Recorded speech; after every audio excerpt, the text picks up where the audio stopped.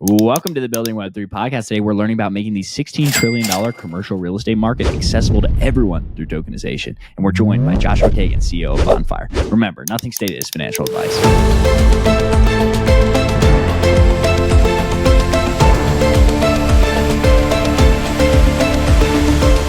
Welcome to the Building Web3 podcast. Today with my good friend Joshua. He's the founder and CEO of Bonfire. Joshua, before we get too deep into Bonfire and what you guys are working on there, can you tell me a little bit about what you were working on before you got into crypto? And then what was your come to crypto moment? So I've been in commercial real estate finance my entire career, primarily kind of financing sustainability measures in commercial buildings. And it was early 2017 when I'd known about Bitcoin since actually 2011, but I had breakfast and dinner with two different people who mentioned Ethereum and their blockchain. And I was like, this is kind of interesting. And I just invested because I feel like when I invest in something, I'll take it more seriously. And it was phenomenally lucky timing. It was early 2017. And I just saw the beginnings of how transformative of technology this is, and started going down the rabbit hole. Absolutely. So that led you to bridge the gap between, your first buying of Ethereum, you kind of realizing that this is, a big potential asset class, into starting Bonfire Capital. Yeah. So early 2017, bought Bitcoin at about 1,100 a coin, and Ethereum, I think it was 81, and did well as anyone. It was just lucky though. Right. And I was like, oh shit, this is, this could be transformative for people, and started learning about blockchain, et cetera. And then it was 2022 when I met my co-founder, and he had come from India, started and sold 4 companies. And we had a passion for figuring out how to democratize access to commercial real estate. And we looked at every single platform and technology that was out there, and it seemed like the only really way to make this happen would be through blockchain. So that was kind of the move from being an investor to being a builder. Absolutely. And for people that are unfamiliar, we've done a few episodes on real world assets, specifically around real estate. But if people are new to the podcast, could you give a brief explanation as to what are real world assets and how does tokenization work for them? Oh, it's a great question. I've never been asked, what is a real world asset? I would think of it as any asset that exists that can be on chain or off chain. So let me back up. Examples are real estate. The building that we're all in, that you're in right now, is a real world asset. Art, gold, stocks, etc. And yeah, we can go into what tokenization is and how it kind of changes the game for real world assets. But I just look at it as sort of assets that have value, even prior to the existence of blockchain. Yeah, and I think a good explanation is if people go back to the Diamonds episode where they're tokenizing diamonds, putting them on the blockchain, that token is redeemable for the underlying diamond. Also, another good example would be something like a stable coin. You have US fiat dollars or euros, and that token is representing that specific dollar, and they're interchangeable. So those are, I would say, the more primitive versions of real world assets. And now we're getting on to putting real estate onto the blockchain with tokenization, right? Yes, sorry, I answered a totally different question. I thought you were asking what is an asset, and what is it like in the real world? But you're absolutely right. Yeah, a token represents an ownership interest into an asset. Correct. Yeah, absolutely. So let's talk a little bit about, you guys are experts on, was it commercial real estate? Yes. So let's talk about the process. Well, let's actually talk about the traditional commercial real estate markets. How does it look currently, and then how does it look different on the blockchain? Yeah, let's talk about what commercial real estate is. Okay. So in the US, we have roughly, 95 million houses. That's residential real estate. Then you have duplexes and fourplexes, which is also considered residential. Okay. Then we start moving into apartment buildings, office buildings, strip malls, industrial facilities, etc. That's what's commercial real estate. There's roughly 5 million of those assets in the US. Okay. They're much bigger, and they require much larger down payments, capital formation to be able to invest in an office building or a 20-unit apartment building, right? So most folks most folks don't even have enough money at this point for a down payment on their house. Nonetheless, a down payment on a $10 million apartment building, right? So historically, if everyday people wanted to invest in commercial real estate, you have some very limited options. You could buy what's known as a REIT, an REIT. It's a publicly or privately traded corporation that is that owns real estate. They'll go out and they'll buy 100 malls, Simon Property Group, for instance. The problem with that as an investor is before I'm getting any sort of distribution into of my investment into a REIT, I'm paying, the corporation's paying the CEO's $20 million a year salary, use of private jet, et cetera. So the returns tend to be much lower versus a platform like Bonfire, which is enabling everyday people to directly invest into hotels, office, industrial, apartment buildings. How we're a little bit different than those in the market is we're curating these opportunities. We look at with $1.5 trillion of commercial debt resetting in the next 3 years, there's a lot of opportunity coming of basically owners who don't have the capital to basically they're going to be refinancing at 7% when they borrowed at 3% before.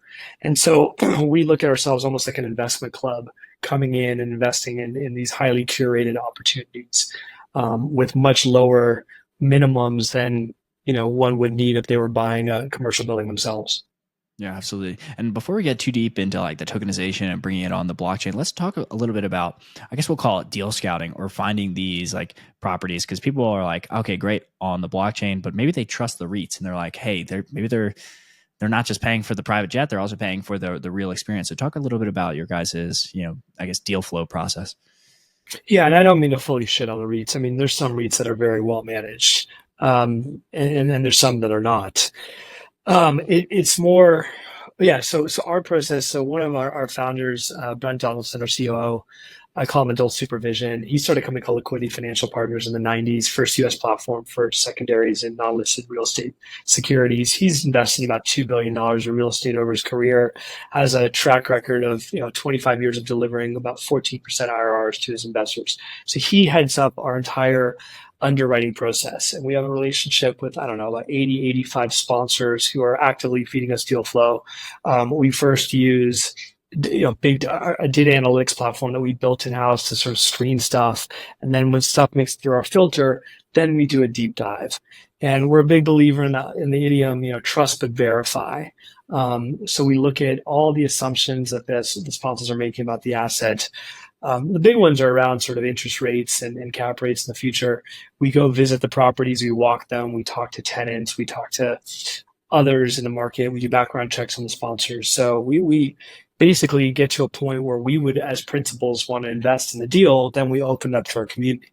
And I'll say, to date, this year, we have not done a deal. We have not found something that we believe is a good investment for our community. And we've looked at what our competitors are putting on their platform. We're like, we just would never put those on our platform. It's just kind of difference in underwriting, I guess. Absolutely. And what would you, this is more a view into the markets, is what would you attribute that the deals that you guys aren't liking aren't coming through? Is it high interest rates? Is it something completely different? Yeah. So interest rates are the biggest lever in commercial real estate. Think about it, right? If there's $100 million apartment building, historically 75% of that is going to be financed through debt. And so people who don't come from real estate might not appreciate the significance of interest rates doubling in 1 year from 21 to 22, and the significance of that. So basically, we have a lot of debt that's in the commercial space, the debt tends to be much shorter term than the residential space. We can get a 30-year mortgage, right?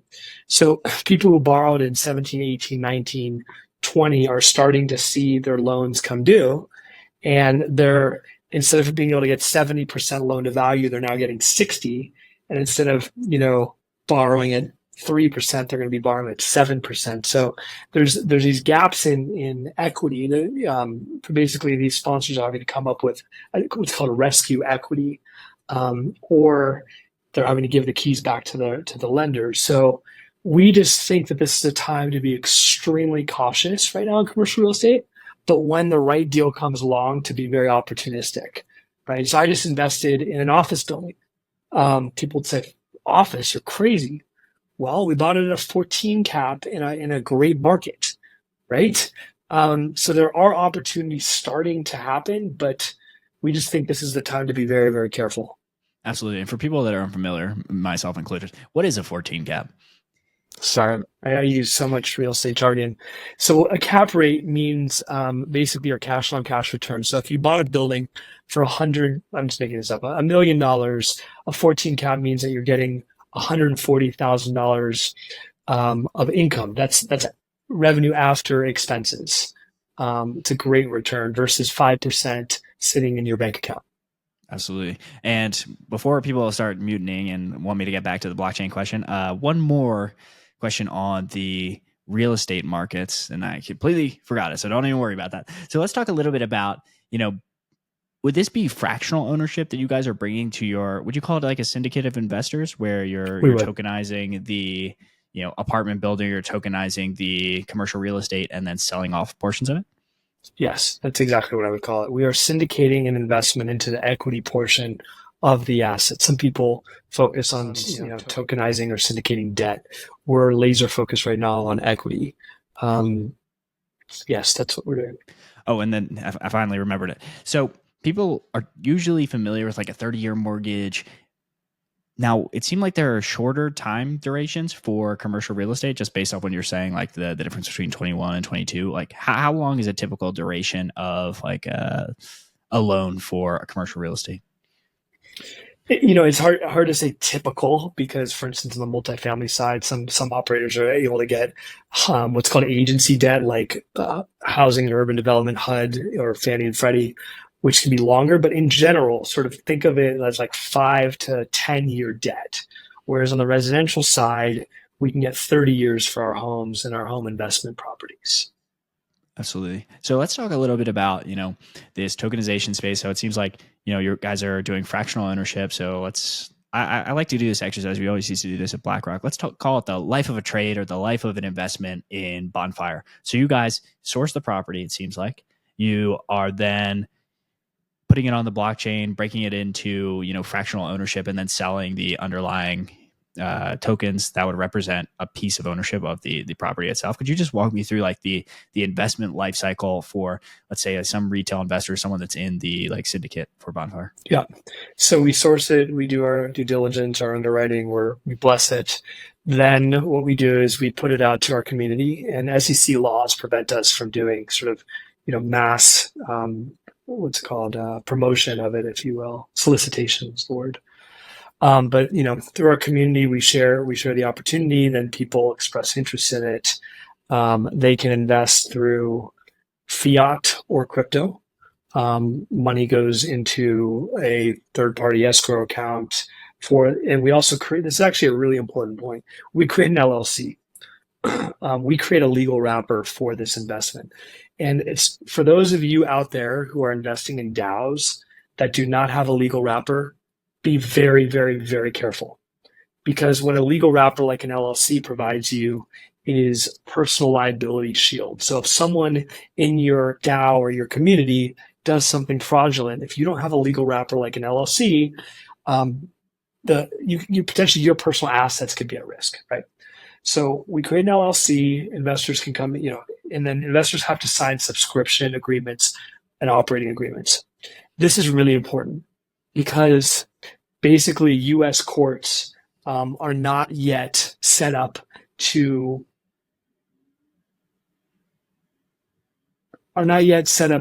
fully validate the worth of a token representing a piece of real estate.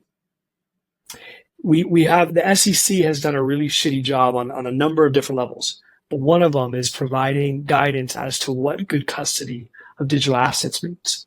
Meaning that Bonfire and our competitors should be doing this, and look in, if any of you are investing in other syndicates, make sure they're doing this. We all need to have parallel books and records. So it's great that we're tokenizing these assets and putting it on the blockchain, but we're also getting people to sign subscription agreements, et cetera, that codify their ownership in an LLC that owns a piece of the asset. Yeah, so we talked a little bit about the compliance and regulations, and this seems to be a big bottleneck for most of the real world asset tokenization companies we talk to. So you talked about making sure that there's an LLC. What other kind of, compliance or regulatory things should, one, retail investors be looking at, and two, do the tokenization companies themselves have to be focused on? The two big ones are KYC and accreditation. Um, when we started Bonfire, our mission is still this. It's just we're going to get there in a circuitous way. We were like, let's democratize access to commercial real estate. Our real estate council, our regulatory council comes from the crypto enforcement division of the SEC. And she said that our structure is more akin to a TIC, tenancy in common, than selling securities, right? Then FTX imploded. And she spoke to her former commission colleagues, and she's like, actually, you're really selling securities. So we had to shift towards only allowing international investors or accredited investors into our deals. Now, we have a pathway around that in a couple of years, and I won't go into detail about that right now, of how we can enable non-accredited U.S. investors into our deals. But I would say if you are a platform, you need to know your customer. Like, anti-money laundering laws are real, and there's no avoiding those. And don't pretend that you're not selling securities, because most of what I see out there are investments that are dependent upon the active managerial efforts of a third party for the value to go up. And if you're selling securities without an exemption, you're committing securities fraud. And you subject yourself to all kinds of criminal and civil laws against you, So I just be very careful. I see a lot of cowboys in our space saying, no, these aren't securities. I'm like, do you know what rescission risk is? I mean, it's a very dangerous game to play. And maybe Bonfire's too conservative. I mean, we're like Boy Scouts. We do everything above board. We try to be super transparent because of all the bullshit in the space and all the rug pulls, right? So, yeah, I'd be very careful. Anyone out there looking at platforms that are trying to claim that they're not selling securities. Yeah, I remember at BlackRock when I first joined, and every single year you'd have to do training after training about like anti-money laundering, all of these different kinds of things. And when I first got there, there was these big news stories about these like Bloomberg or these Goldman traders, and they had looked through all their Bloomberg chats, and people were like, "Oh, I can't believe they were saying this." I'm like, "This every day in crypto land. Like people are really cavalier, in my opinion, with some of the things that they say and the things that they're doing." So, hopefully, the space continues to clean up, and regulations can be a burden, but they're also there for a reason. So, what kind of trends do you see happening in the tokenization market? Because I'm sure you guys are doing commercial real estate. I'm sure you're working with other people either in the space or in adjacent spaces. I see a phenomenal amount of interest coming into it. I see a press release every day of a new project that is, claiming to tokenize XYZ, and I see very, very, very little actual projects being tokenized. So it feels like we're a little bit the cart is before the horse in terms of, and part of that is because of the lack of policy guidance specifically from the SEC. There's a complete void of leadership at the SEC. And because of that, we're all frozen. And as entrepreneurs, and I think there's a lot of people out there who are founders, who are good people, who are we're operating in a vacuum, a policy vacuum, and we're trying to follow in good faith laws that are just ambiguous. And the SEC does not provide any guidance; they only rule by enforcement. So it's just created this really bizarre, fragmented environment. But I do think that as more and more mainstream institutions, BlackRock, Fidelity, et cetera, get excited about tokenization, it's gonna spread to the mainstream. But I do think we have a long way before there's vibrant secondary marketplaces of things like real estate and other asset classes. Yeah, and for people that are a little bit still like, well, there's real estate, it's operated in the market for years and years and years without tokenization. Can you talk about, some of the benefits of tokenization? Because we talked about, investing or democratizing investments. What other kind of, benefits are there? I mean, there's a couple, right? It's like being able to fractionalize an investment and bring down the minimums is significant. I do think the ultimate benefit for real estate will be creating a liquid secondary marketplace, and not just for real estate. I think every single stranded asset on earth will be tokenized in the next 10, 20 years. And that could be an example is like, some of the stuff we're seeing with, what is that term called? Blanking on DFIN or whatever. Like, Demons. like yes, thank you. My mobile phone not being used right now. Like that's an asset. Like it could be used, the computing power could be used, or, someone who's an early employee at a tech or at a startup whose equity is not being realized, or there's a lot, the house I live in, there's no way to really capture some of the stranded equity, right? So I think tokenization will allow so many different assets to unlock their value and then have a vibrant secondary marketplace. But there's a whole bunch of logistical considerations that one has to think through, to facilitate liquidity in some of these stranded assets that a lot of people who might not come from real finance or real estate backgrounds might not appreciate. Yeah, could you talk a little bit about some of these difficulties? Because maybe like talk about how they would capture some of this stranded liquidity. Because in my mind, it comes to mind like a derivative where you'd have some kind of like derivative asset that tracks the value of, I don't know, the equity in a house or something of that nature. How do you guys think of it? It's a great question. I do think it ultimately probably begins as a derivative product, right? But how do you get liquidity and how do you get sufficient scale? Well, let's look at the stock market as an interesting analog. Why arguably the stock market in the US, we call the NASDAQ and the NYSE, is such a vibrant global market, right? Where there's such, I don't know how many trillions of dollars of stocks are bought and sold a day, or hundreds of billions, but it's a lot, right? Why is that? Well, I would argue that the harmonization, the homogeneity of data is a really big thing, right? Every single publicly traded company on NASDAQ and NYSE has to publish 4 times a year a quarterly report, 1 time a year an annual report, right? If something material happens, they have to do what's called an 8K, I think within, don't quote me on this, but 4 days or some period of time of when that material thing has happened, right? So how do you do that for commercial real estate? Like if I'm in a hotel, if I own a hotel, like what kind of data will the market want? They'll want to know about occupancy and expenses and all that stuff. So A, how do you incentivize an owner to provide that data? Because he or she will say, well, my competitor's not providing that data. That's very proprietary. B, how do you standardize it so that big pools of capital will say, yeah, that is, sorry, I don't know why the thumb just went out. That's the Zoom thing. Let me go back to, yeah, we can cut that out. So there's a couple of issues, as we think about how to bring liquidity into sort of secondary marketplaces, secondary markets of real world assets. I think a big one is around data and harmonization and standardization of data. So for instance, an office building, a hotel, an apartment building, you're going to need current rents, expenses. You need to know about the supply and the market, competition, all that stuff. And I think honestly, like smart contracts embedded in a token that could pull from data sources solves this. However, you need to have the industry and the market buy into a methodology. Otherwise, you're not going to attract large pools of capital, the way that we've seen with the stock market. So when I see companies, startups come out and say, yeah, we're going to provide liquidity to the real estate market or this market or that, like it's a great thesis, but like, how do you specifically do it? And that's why I think there's still some more work to be done by the industry. Absolutely. So kind of what advice, because we've talked about people, they'll talk a lot about tokenization, but there's not as much being put into it. What advice would you have to entrepreneurs before starting a business focused on tokenizing real world assets?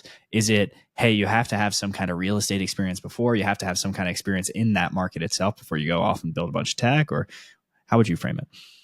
Find one customer that you can delight the shit out of and that you solve a real problem for them, and understand what the problem is and the pain point and how you're solving it and how you're different, and then find 9 more and see what challenges you have going from 1 to 10. Then build some sort of product. But without finding customers first, don't build anything. Is my advice. Absolutely. So let's talk a little bit about some of the success stories or case studies you guys have at Bonfire. Yeah. So our MVP was a couple years ago. Our community purchased a single family rental outside of Charlotte. and we sold it out very quickly. We've never done any paid marketing. Well, we had a webinar on LinkedIn once. I think we did a $25 ad, so that's not entirely accurate. But like for the most part, it's all been word of mouth and content marketing, and we sold out our MVP pretty quickly in a couple days. And I would just say, as a founder, like one of the most gratifying experiences of my life was the number of people who organically posted on our Discord, on our Twitter, "Hey, I'm an economist in Argentina," or "I'm a cab driver in Jaipur, India, and I now own real estate in the US of A." Like, how fucking cool is that? Right? So to date, we've done, I don't know, 5 projects. We've done a multifamily, a hotel, a shopping center, residential, etc. And our community is growing organically. And I feel like people are resonating with our sort of like very cautious, judicious, curated approach. Absolutely. So let's talk about some of the goals that you guys have for Bonfire. I know there were some things you weren't able to talk about, but if there's anything you can, project out in the future, be like, tokenization is going to be more common, or things that, Bonfire has its eye on. If tokenization can live up to its promise and really democratize access to assets, let me back up. The SEC and its laws around accreditation, right? There's only 10% of the US that's accredited. People who are accredited make $300,000 a year as a couple or have $1 million of net worth outside of their primary home. It's less than 10% of the US population. These people are the only ones who are allowed to invest in private equity, venture capital, or institutional real estate, right? Those asset classes have gone through the roof the last 20 years. While everyone else has been left behind. So the wealth gap has gone extremely far apart, right? What tokenization and more specifically investing in asset class, having access to asset classes like real estate provides you is wealth. What I mean by that is a salary, in my opinion, does not provide wealth. Having passive income that works for us, whether we're awake or we're asleep, is what wealth is. And my goal at Bonfire is for 1 million people in 5 years from around the world to be able to move off like the bottom level of subsistence ladder, the folks who are having to wake up at 4 o'clock in the morning to take 2 buses to a Walmart to stock shelves all day, and they don't get to see their child go to school and all that stuff. For those people to actually start accumulating assets and not just debt, and to kind of move up the pyramid of resources. That's my ultimate goal with this thing. Absolutely. And let's talk a little bit about how you plan to achieve these goals, because, there's regulatory uncertainty. Maybe, a new administration might change, but who knows? The way we do it is through scale. So right now we're focused on growing our assets under management in a healthy way, in a sustainable way. But once we achieve a certain level of growth, we're going to be able to subsidize an initiative that's going to, and I can't go into detail about it right now, but it's basically going to enable us to be able to, through a known regulatory pathway, a very expensive one, but a known pathway to be able to sell our assets to unaccredited investors. And basically utilize, our platform, the growth and success of our platform in the coming years to subsidize that initiative. That's the goal here. Absolutely. And if there's anything you'd like to highlight or share with the listeners before we start like wrapping up again, the social medias and where people can connect with you. Yeah, I'm very available. So feel free to email me at joshua@bonfire.capital. I'm on LinkedIn. I'm on Twitter. I'm completely doxxed. Obviously, I'm on this podcast. Yeah. And I just encourage you to, just learn as much as you can about real estate and passive income, and ask me questions, because I love, sharing the mistakes I've made and just the lessons I've learned with folks who are getting into this. Absolutely. And are there any resources you would call out and be like, hey, this is a really good way to learn, real estate? They might have heard things like cap rate and like how interest rate affects commercial real estate. Like where do you think they should go to learn about this? Yeah, there's a couple of resources that come to mind. I think like the Best Ever podcast series is pretty good. They have some good folks on that podcast. Bigger Pockets is a great online forum. And then I would just say also, even if you don't have the resources right now, find an asset that you aspire to buy one day. It could be a single family house, it could be a single family rental, it could be an apartment building, and just begin the process of underwriting. Even if you don't have the money, just like dive into like, oh, This thing's $1 million. Call up a lender. Hey, lender, how much would I qualify for? Okay, I qualify for 700,000 of it. Okay, that's interesting. What can I rent it out for? Oh, 3,000 a month. How would that compare with what my monthly payment would be? Like, just there's just something about rolling up our sleeves and doing tends to be, at least for me, one of my better teachers.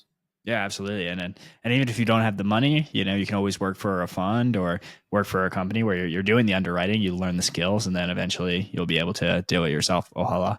So let's talk a little bit about, you know, you mentioned where people can find you. You called out the LinkedIn. What was your name on Twitter and LinkedIn again? Twitter is at Joshua Kagan 1. And then LinkedIn, I'm pretty sure it's just Joshua Kagan. All right, perfect. Well, I'll put all the links in the description. Joshua, thank you so much for coming on here, and it was great to learn about Bonfire and to all the builders working on Web3. You know, get back to it.